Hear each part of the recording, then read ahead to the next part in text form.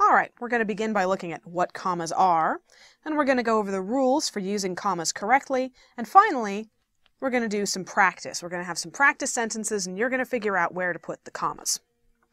All right, to begin with, what is a comma and what do they do? Well, commas are used within sentences to indicate a pause, shorter than the pause indicated by a period.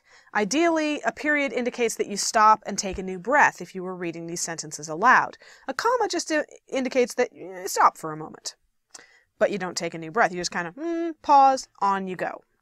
They are most commonly used to clarify sentences by separating words that would, without the comma, create other meanings altogether, or just be too long to be read comfortably. That's the other thing. Commas will occasionally, break up a sentence so you can go, okay, on we go. What can I say? Reading is a trial for some people. All right, so here are the rules for using commas correctly. First, use commas to separate words and word groups in a series of 3 or more. This is the list rule. I went to the grocery store and bought milk, eggs, bread, chicken noodle soup, and broccoli. Now, just so you know, before we get into this last comma before the and is what is known as an Oxford comma. You do not technically have to use it. Most of the major style guides now tell you not to use an Oxford comma. Unfortunately, most of the elementary school English teachers still tell you to use it. My rule is just be consistent. So if you're going to use the Oxford comma, go for it. If you're not going to use the Oxford comma, go for it. Just stick to your guns, whatever it is. You also use commas before or surrounding the name or title of a person being directly addressed. In this case, you're basically taking a tangent in the middle of the sentence, taking a little break to say someone's name so they know they're being talked to. Do you, Timothy, take Susan to be your wife? Yes, Reverend, I do. Timothy is somebody's name, so a minister is performing a wedding and he says, do you, Timothy, take Susan? Yes, Reverend, which is his title, I do. So we have the comma on each side of whatever the break is. Next, use a comma to separate 2 adjectives when the word and can be inserted between them. So, it was a warm, sunny day. You could easily say it was a warm and sunny day. It can be a warm day and a sunny day at the same time. But, I live in a quiet Chicago neighborhood. You wouldn't say I live in a quiet and Chicago neighborhood. It may be a quiet neighborhood and it may be a Chicago neighborhood, but it's not a quiet and Chicago neighborhood. Chicago is not is normally a noun. It only gets used as an adjective if it's right in front of a noun. So you wouldn't say the neighborhood was quiet and Chicago. That makes no sense. So, no comma.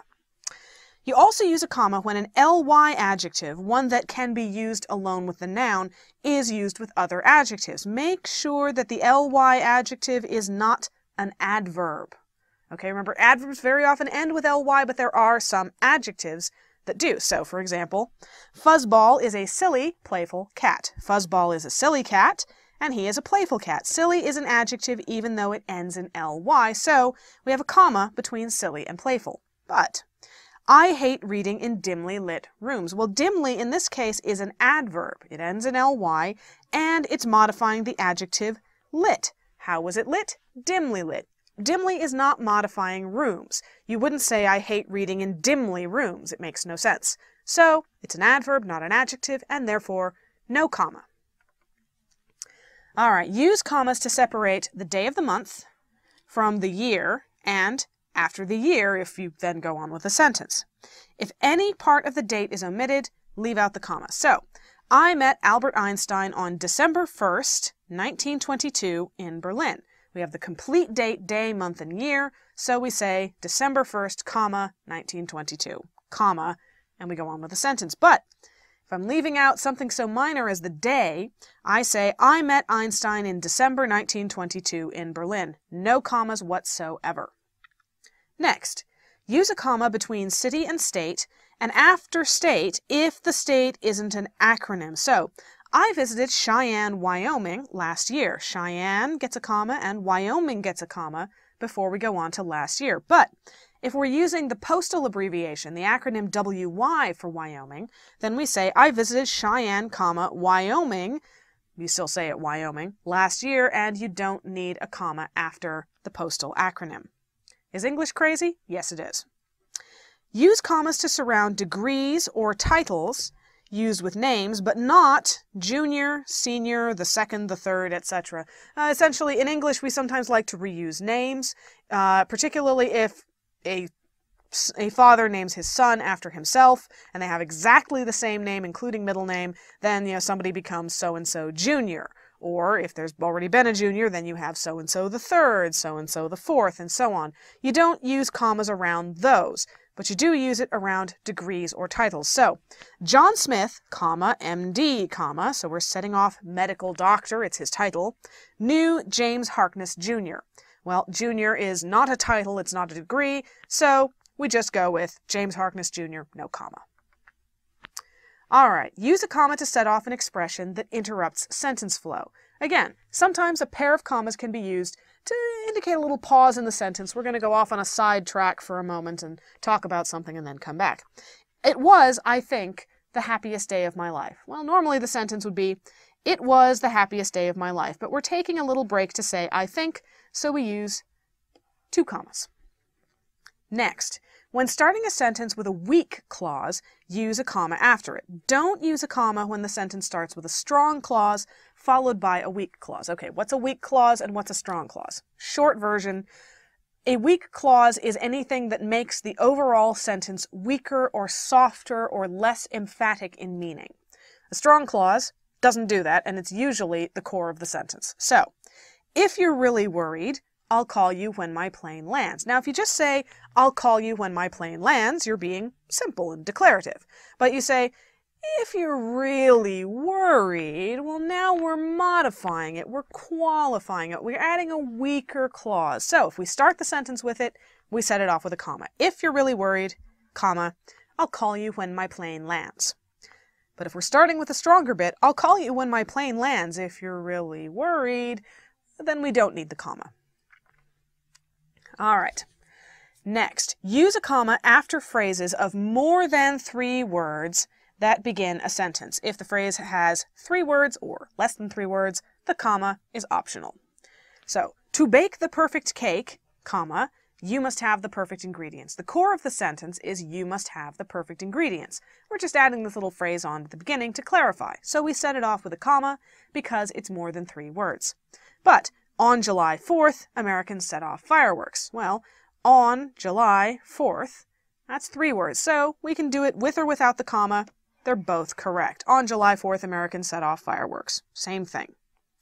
Next, if someone or something is sufficiently identified, say by name in a sentence, the description following it is non-essential and should be surrounded by commas. Now, let's look at an example before we get too confused.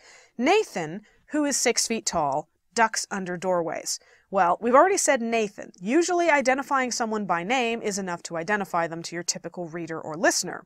So, the fact that Nathan is 6 feet tall is nice to know, but it's not absolutely essential to who we're talking about. You can pick Nathan out by going, hey Nathan, you don't have to look for the 6 foot tall guy. But if you don't use his name, the man who is 6 feet tall ducks under doorways. Well, if we just say the man, okay, great, you've narrowed it down to half the human population. But if we say, the man who is 6 feet tall, we need that to narrow it down a little bit more. So it is an essential clause, and so you don't need to set it off with commas, no commas for that. All right, next, use a comma to separate 2 strong clauses joined by a coordinating conjunction. And, but, for, nor. Check the lesson on conjunctions in basic grammar if you're lost on those. You can omit the comma if the clauses are short. So, I have written 3 novels, comma, but he's still working on that short story. Okay, those are 2 strong clauses. They could be sentences by themselves. So we use the comma and then the but to join them together. But if they're short, I write novels and he writes short stories. Very short, we don't need the comma. You can use it if you really want to, but you don't have to. Next, use a comma to separate 2 independent clauses with a coordinating conjunction if it will help avoid confusion. Now remember, an independent clause has a subject and a verb, and could be a sentence all by itself, except for that coordinating conjunction. So, let's look at our example. I chose the colors blue and green, and red was her first choice. So, I chose the colors blue and green. That could be a sentence all by itself. But if we didn't have this comma, the sentence would be, I chose the colors blue and green, and red was her first choice. Wait, what? At the beginning of that sentence, it sounded like I was saying, I chose the colors blue and green and red. But then we start talking about, was her first choice. Wait a minute, weren't we talking about my choice, not her choice? And it gets confusing. So, we stick that comma in there to tell everyone, pause, take half a breath. I chose the colors blue and green, and red was her first choice. Now it's clear, now we understand. All right, I'm about to warn you about a devious and nasty little punctuation error that I never, ever, ever want you to do. It's called a comma splice. It occurs when you join two strong clauses with only a comma instead of using a conjunction, a semicolon, or a period. Comma splices are bad. Never ever do them. For example, time flies like an arrow, fruit flies like a banana. Well, you don't want a comma to join these two independent clauses. Time flies like an arrow could be a sentence. Fruit flies like a banana could be a sentence. You do not stick them together in one sentence unless you have either a semicolon or a comma and a coordinating conjunction. Only way to do it. Sorry. Too bad, so sad. Only way to do it. It is correct to say, time flies like an arrow, semicolon, fruit flies like a banana. Now it works. A run-on sentence, which is another error I would very much like you to avoid, is an error that occurs when you join two strong clauses without any punctuation. Basically, you stuck two sentences together and decided to pretend that they were one, and you didn't even use any glue. It's very rude of you. So it is wrong to say, time flies like an arrow, fruit flies like a banana. You notice how my voice speeded up and I sounded like I was running out of breath? Time flies like an arrow, fruit flies like a banana. One of the keys to a run-on sentence is if you get to the end and you can't breathe, it's probably too long and it might be a run-on. It is correct to say, time flies like an arrow, comma, but, coordinating conjunction, fruit flies like a banana. So, either of these versions of the sentence is right. Either of these versions of the sentence is wrong. Learn it, love it. Next, if the subject does not appear in front of a second verb, don't use a comma. So, he walked inside and took off his coat. He is the subject, but he did two things. He walked and he took. But he only shows up once. Therefore, there should be no comma between he and took anywhere if you can possibly avoid it. Next, use commas to introduce or interrupt quotations shorter than 3 lines. She asked, comma, whose yacht is that? Okay, that's definitely shorter than 3 lines unless you're typing in very big print. Where, comma, I asked, comma, do you think you're going? Notice that when we are ending the quotation to say something that's not in the quote, we use a comma before a quotation mark. When we are ending the outside bit to go back to the quote, we use a comma and then an open quote. So, the comma goes inside the quotation marks at the end and outside at the beginning, as necessary. Next, use a comma to separate a statement from a question and to separate contrasting parts of a sentence. So, you still like me, don't you? Statement from a question. You still like me? Statement. Don't you? Question. We have a comma to separate them. That's your milk carton. Statement. Not mine. Contrasting parts of a sentence, so we use a comma. That's your milk carton, not mine. Contrast. All right, next. Use a comma when beginning a sentence with introductory words such as well, now, or yes. No, I don't have any bananas. No, comma, I don't have any bananas. It's a common introductory word. Use commas to surround interrupters, such as however and therefore. Remember how I talked about when you take this little tangent in the middle of the sentence, take a little break to say something else and then go back? You got to use that pair of commas? Well, it's back. I do, however, have some oranges. No, I don't have any bananas. I do, however, have some oranges. Boy, it's a fruity kind of day in this lesson. Next, use either a comma or a semicolon before introductory words such as namely, that is, i.e., for example, e.g., or for instance, when they are followed by a series of items. Use a comma after the introductory word. I have lots of fruit, semicolon. For example, comma, apples, mangoes, plums, and apricots. Once again, I've left off the Oxford comma. It's perfectly fine. But we have the semicolon before the introductory phrase, for example, and then we have a comma after it. All right. Now that we've absorbed all these rules for commas, let's see if we can put them into practice. Look at these sentences and see if you can figure out where the commas should go. Batman is my favorite superhero. He has all the best gadgets. Okay. What, he cried, do you think you are doing? The box was full of string, yarn, twine, cords, rope, and one very tangled up kitten. British Columbia is a green, rainy province of Canada. If I could travel in time, I would visit Venice, Italy during the Renaissance. The painting was a beautifully colorful portrait. Can you get the door, Melissa? This is Dr. Thomas Wells, Ph.D.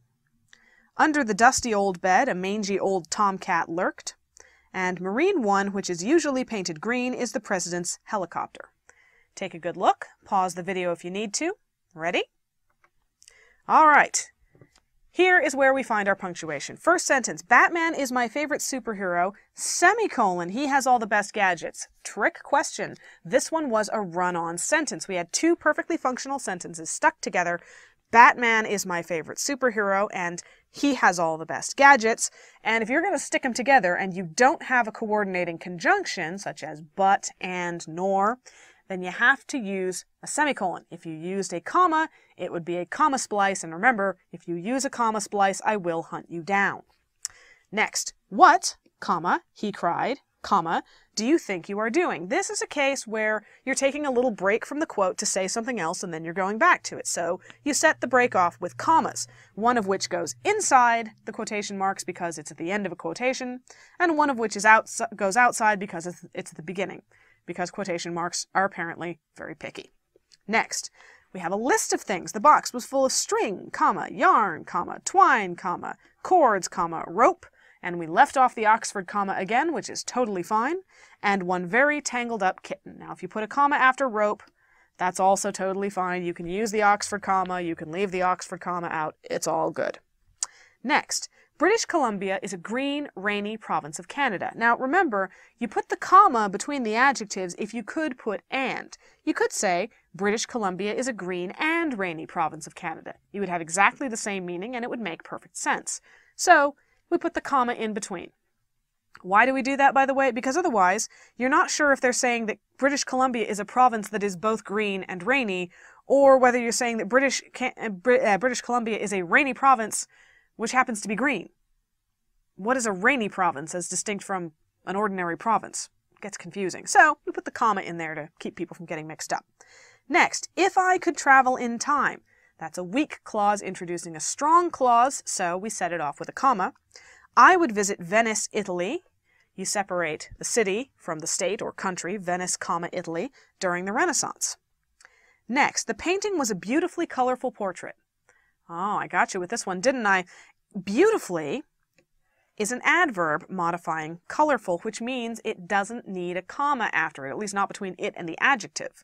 Now, if you had said silly or lonely or some other adjective involving the ending letters ly, then you would need the comma. But beautifully is an adverb. You couldn't use it with portrait by itself. You couldn't say it was a beautifully portrait. So, you don't need a comma.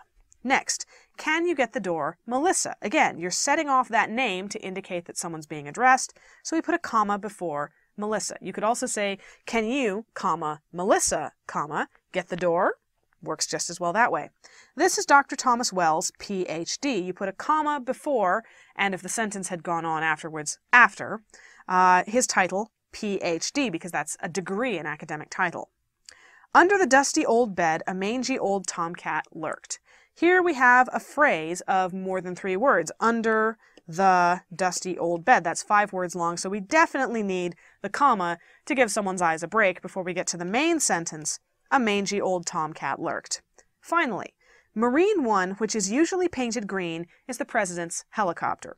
Well, frankly, Marine One is the name of any helicopter on which the President of the United States is riding. We've already identified it sufficiently because there can only be one helicopter in the world with that name.